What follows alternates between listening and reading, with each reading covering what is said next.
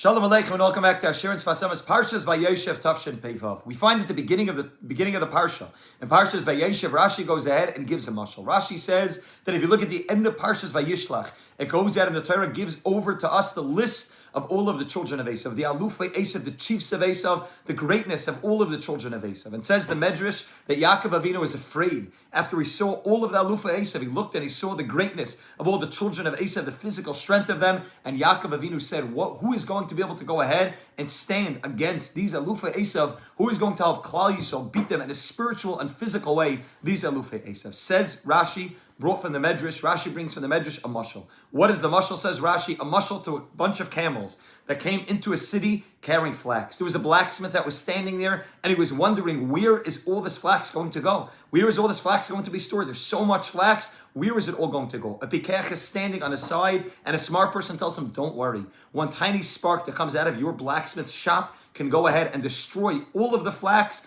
and therefore there won't be a problem where you're going to store the flax. Says Rashi, what's the nimshal? So too, Yaakov Avinu, as we said, is afraid of the Alufei Esav, Zakter Rabbanu Shalom, Beis Yaakov La'esh, Beis Yosef Lahava, that Yaakov Avinu and Yosef are the fire and the spark. Yosef is the spark coming out of the fire of Yaakov Avinu, and that can go ahead and destroy all of the straw, which Esav is compared to kash, compared to straw, it can destroy completely. Ad kan divrei Rashi. The mashal that Rashi gives is very difficult to understand. The nimshal we can understand. Yaakov Avinu is afraid of the Alufei Esav, Zakter Rabbanu Shalom, Yosef Atzadik will wipe them all out. What's the mashal? What's the story? How do we understand the story on a basic level? Why exactly is the blacksmith worried about somebody else's flax? He's worried about where is the flax going to get stored? What's in any of his business? Where is the flax going to get stored? And what does the pikach answer him? The smart person says, you know how we're going to figure out where all the flax is going to be stored? If a spark comes out and destroys all the flax, then that's where all the flax is going to be stored. That's not an answer. He's trying to figure out where the flax is going to go. And the answer is that your sparks can destroy all the flax,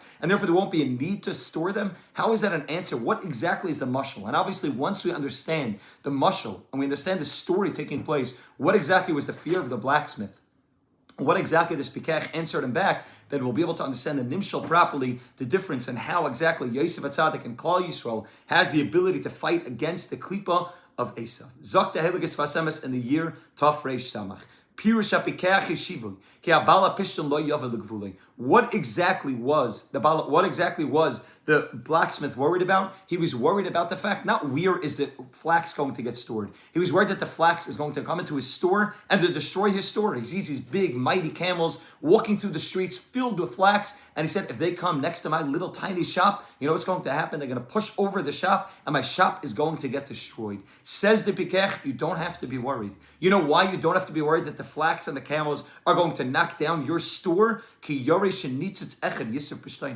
person who owns the pishton, who owns the flax, is afraid that if he gets too close to your store, the fire, the sparks coming out of your blacksmith shop are going to go ahead and destroy all of his pishton. His flax is extremely flammable, and he understands if he gets too close to your shop, what's going to happen is he's going to get completely wiped out. And therefore, you don't need to be nervous at all that he's going to knock down your shop, because he's actually more nervous that his flax is flammable and going to get wiped out by the spark coming out of your store, and therefore he's going to keep a safe distance between his camels and flax and your blacksmith shop. This is what the pikach tells the blacksmith. Don't worry. If you go ahead and you have your blacksmith shop and he's able to see that there are sparks flying out of it, he's going to go ahead and create the proper distance between himself and your blacksmith shop, and you don't need to worry about it getting pushed over. This is the way this Sfas Emes explains what the mashal is. He wasn't worried about where it was going to be stored. He was worried about the size of them and the fact that these big mighty camels traveling down, which can trample his little blacksmith shop. And the pikach tells him, don't worry. They're going to go ahead and create the distance because they're more afraid that one tiny nitzitz, one spark,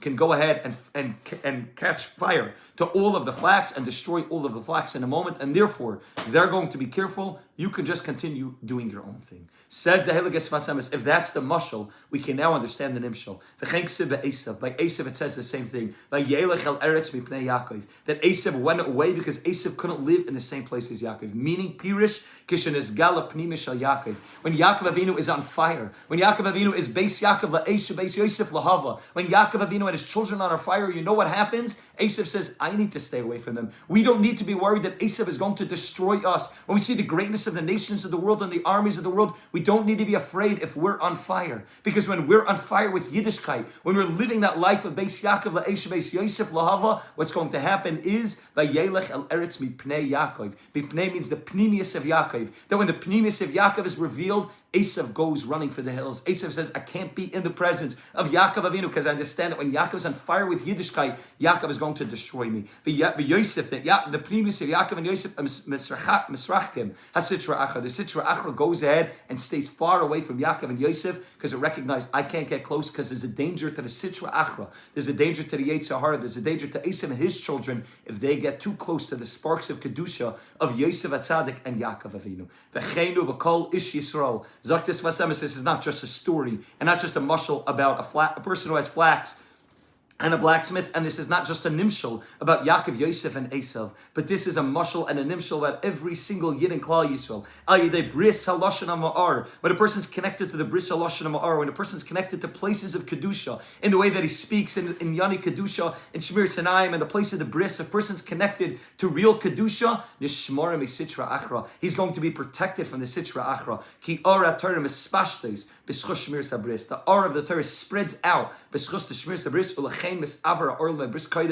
orla gets pushed out because of the bris kodesh, and we do not need to be worried and afraid of what's taking place with the sitra achra and the goyim and all of the nations, because if we're on fire, if we're connected to the place of kedusha, they can't come anywhere near us because they're afraid for themselves that they're going to get totally wiped out. Says this Sfas Emes v'cheinu b'Shabbos kodesh. It's like this every single Shabbos. Shubachin Yosef is man, that Yosef, who's the tzaddik, is in a nefesh, is what Shabbos is in Zman. That Zman and Yosef HaTzadik are connected. Shabbos and Yosef HaTzadik are connected. Yosef HaTzadik is a tzaddik in terms of time, tzaddik in terms of a person, and Shabbos Kodesh is the Indian of the tzaddik in terms of time. As those that say Davan Sfard saying Kegavna, the Sitra Achra, as soon as Shabbos comes in, runs far away. It can't be in the presence of the Kedusha of Shabbos. And the same thing takes place in the place of the Beis HaMikdash. All of the nations of the world and all of the Sitra Achra and the Yetzirah automatically runs away because it recognizes the Kedusha that's there. Says this Sfas Emes, this is the Nechama that was given to Yaakov Avinu. If we do what we need to do, if we're the blacksmith and we have sparks flying out of our neshama, if we're connected to Beis Yaakov, La'Esh, Beis Yosef, Lahava, we don't need to be afraid. The camels may look big and they may look like they have a lot of pishtan, but one tiny spark that we have, one drop of Kedusha can wipe out everything that they have in an instant. And they realize that, maybe perhaps even more than we do. And they're more afraid of us when we're on fire with Yiddishkeit than we even recognize how afraid they are. And therefore they keep their distance. They need to stay away. When we're able to be Magala, the pnimius of Yaakov and Yosef, the pnimius of Kedusha, the way we speak and the way we go ahead and act in this world, we're able to be Magala Kedusha, Mamela, that keeps the nations of the world away. This is the avodah that Yaakov Avinu understood. This is the avodah that Rashi is giving over and the Medrash is giving over to every single one of us. Don't be so worried. Don't look at the nations of the world. Don't look at the armies of the world and be afraid of them.